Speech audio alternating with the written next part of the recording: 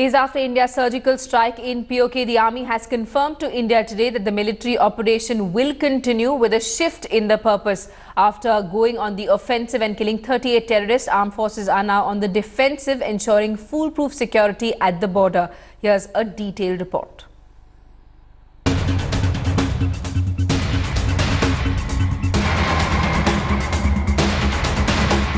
India is ready for any reaction from Pakistan. With a huge deployment along the LOC to fighter jets ready to strike in a matter of 5 minutes, the highest possible vigil is being maintained. हमारे सुरक्षा बल, हमारी सरकार पूरी मुस्तैदी के साथ देश की सम्मान, देश की स्वाभिमान और देश की सुरक्षा के लिए प्रतिबद्ध है. Every single move by Pakistan's army, every statement by the Pak establishment is being closely watched by India's top intel agencies. Pakistan Prime Minister Nawaz Sharif's meet with his cabinet was top army officials have also maintained that 3 days on, the operation is still underway.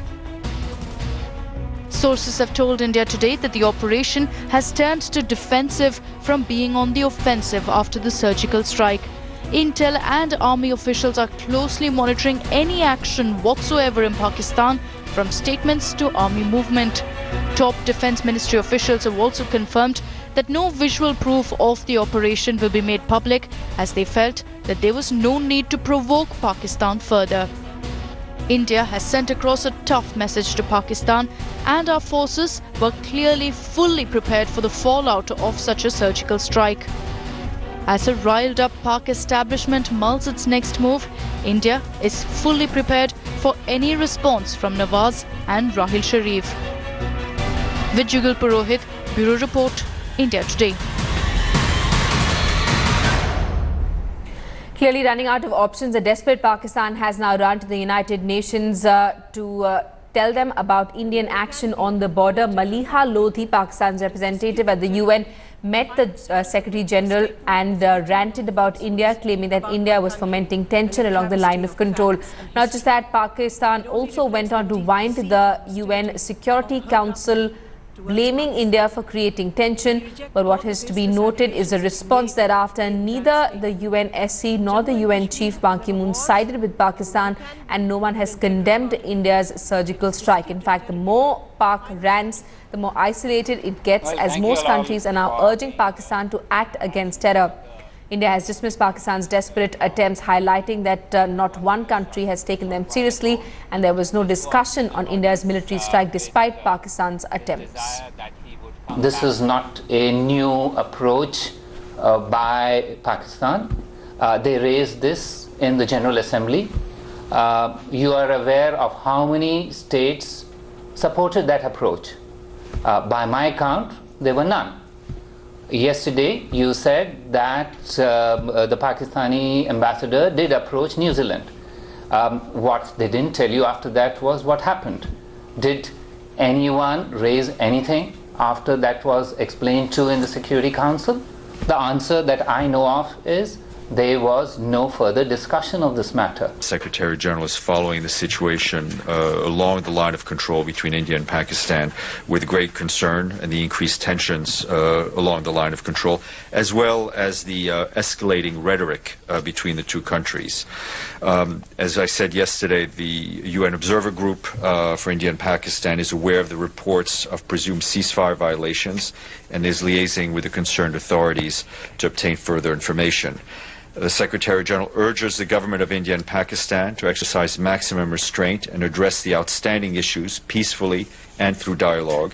He would welcome all proposals in that regard, as well as de-escalating initiatives, any de-escalation initiatives.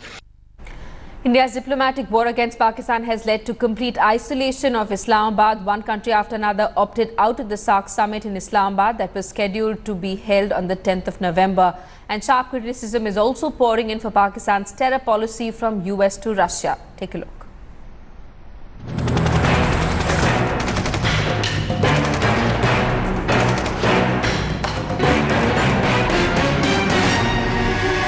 India's surgical strike isn't just a warning to Pakistan, but to terrorists that we will no longer just stand by and watch if blood is spilled.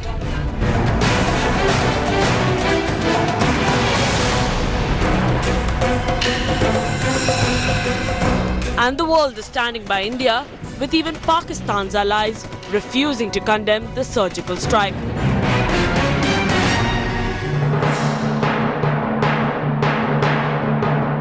The Modi government summoned envoys of 25 countries, including US, China and Russia, and briefed them about the operation, deeming it as a classic counter-terror op.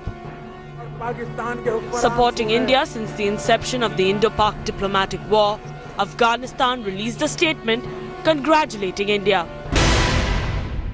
I applaud Honorable Prime Minister Modi for his boldness and his seriousness to fight terrorism more effectively. Pakistan's biggest ally, China, has taken a neutral stand on the operation. The Chinese Foreign Ministry called for restraint and only highlighted that the situation is being monitored. Even Sri Lanka has issued a statement announcing its withdrawal from the SAARC meet and condemning Pakistan's inaction in combating terrorism. They have openly criticized the ongoing unconducive environment to participate in any dialogue. The White House has in fact approved of the strike, urging for action to combat terror. Democratic presidential hopeful Hillary Clinton voiced a concern over a possible hijack of nuclear weapons by jihadists. Pakistan is running full speed to develop tactical nukes, and they're continuing hostility with India. But we live in fear that they're going to have a coup, that jihadists are going to take over the government, they're going to get access to nuclear weapons, and you'll have suicide nuclear bombers. I mean, so this could not be a more threatening scenario. The United Nations, meanwhile, has also sought for a constructive dialogue between India and Pakistan.